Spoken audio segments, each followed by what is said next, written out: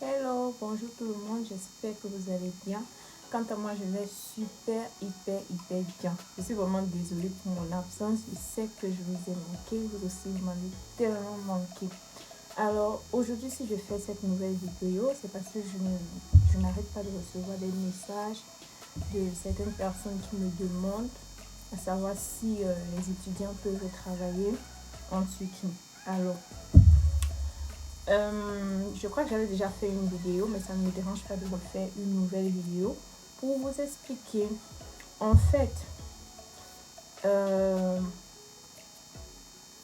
ici en Turquie, c'est pas comme dans d'autres pays, par exemple comme le Canada ou la France ou la Belgique, c'est pas comme d'autres pays où les étudiants ont même l'obligation de travailler. Non, ici les étudiants n'ont pas le droit de travailler. Et je le dis encore, mais ça n'empêche que certains étudiants parviennent à trouver des petits jobs qu'ils peuvent faire pendant les vacances, tout ça. Moi, par exemple, je prends l'exemple sur moi. Les vacances passées, je suis allée travailler à l'hôtel dans une autre ville. Voilà, donc du coup, j'ai travaillé à l'hôtel pendant près de 3 mois. Voilà, et avec cet argent, je pouvais même payer mes études. Oui, c'est possible. Donc, vous pouvez trouver des petits jobs, mais sauf que c'est uniquement pendant les grandes vacances que vous pouvez trouver des petits jobs. Donc, pendant l'année scolaire, pendant que vous fréquentez, c'est impossible. Surtout si vous êtes dans des petites villes comme Karabük, comme Tokat et bien d'autres. Dans des petites villes, il n'y a pratiquement rien à faire. Par contre, ceux qui sont à Istanbul, s'ils sont dans des universités privées, ils font les petits jobs. En même temps, ils fréquentent, ils n'ont pas trop de problèmes quand c'est à l'université privée. Bon, selon ce que mes connaissances m'ont dit, parce que j'ai certaines connaissances qui sont à l'université privée à Istanbul et ils m'ont dit là-bas, il n'y a pas trop de contrôle et tout ça. Parce qu'il faut noter que ici, par exemple, dans mon université à l'université de Karabük, il y a un certain nombre d'heures d'absence que tu ne dois pas déborder. Quand tu débordes ce nombre d'heures d'absence, automatiquement tu redoubles l'année. Ouais.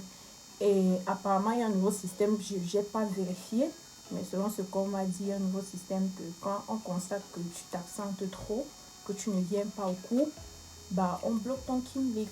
Ton Kimlik, c'est la carte de résidence. On bloque ta carte de résidence. Donc, c'est un peu ça. Voilà. Donc, parce que ici, par exemple, il y a beaucoup de gens qui viennent en tant qu'étudiants, mais quand ils arrivent, ils ne fréquentent pas. À cause des difficultés de la vie, tout ça, ils préfèrent aller à Istanbul travailler. Ils payent l'école, mais ils partent à Istanbul travailler. J'en connais beaucoup qui font pareil, mais je ne vous conseillerais pas parce que c'est beaucoup de risques. À n'importe quel moment, quand l'université constate que vous ne venez pas à l'école, ils envoient directement vos dossiers à l'immigration et c'est comme ça qu'on bloque facilement votre carte de résidence. Alors, vous pouvez travailler. C'est vrai, c'est pas permis, hein, mais ça n'empêche que pendant les vacances, ce n'est même pas difficile. Pendant les vacances, même les propriétaires de ces hôtels-là, ils cherchent des gens, des Africains, les filles. Vous pouvez travailler comme, on dit quoi, housekeeping. Genre, vous nettoyez les chambres, vous dressez les lits, un peu des trucs comme ça. Soit vous pouvez travailler à la cuisine, vous allez faire la vaisselle ou bien vous allez aider le cuisinier. Soit vous pouvez travailler comme servant pour les restaurants où il y a les bars, le restaurant, tout ça. Vous pouvez travailler là-bas comme servant. Dans tous les hôtels où il y a les restaurants, vous pouvez travailler là-bas comme servant et tout. Ou servant. Donc, voilà, c'est un peu ça. Moi, par exemple, l'hôtel où j'ai travaillé l'année passée, pendant les vacances dernières, j'ai travaillé là-bas en tant que barman. Je vous assure que je ne connaissais rien. Je ne connaissais rien en ce qui concerne le bar. Je ne connaissais pas faire des cocktails ou bien. Mais ils m'ont appris, ils ont pris une semaine pour m'apprendre. C'était une très belle expérience. Je crois que je ferai une autre vidéo pour vous expliquer, pour vous raconter comment ça s'est passé et tout. Voilà, donc c'est un peu ça. Et quoi encore? Je dois encore vous dire quoi? Donc c'est pas ça, c'est un peu ça. Pour la langue, c'est pas trop un problème. Tu n'as pas forcément besoin de savoir parler le turc pour travailler. Donc si tu sais quand même parler un peu l'anglais, c'est vrai, ça serait un avantage pour toi, mais c'est pas obligé. Voilà, mais sauf que pour les postes comme barman ou bien servant, tu dois obligatoirement savoir au moins parler quand même un peu le turc et un peu d'anglais, mais tu n'es pas obligé de savoir parler au top niveau, quoi. Voilà, donc c'est un peu ça. Donc, quand vous arrivez, faites très attention. Ne faites pas comme les autres qui arrivent, ils payent l'école, mais ils ne fréquentent pas. C'est beaucoup de risques.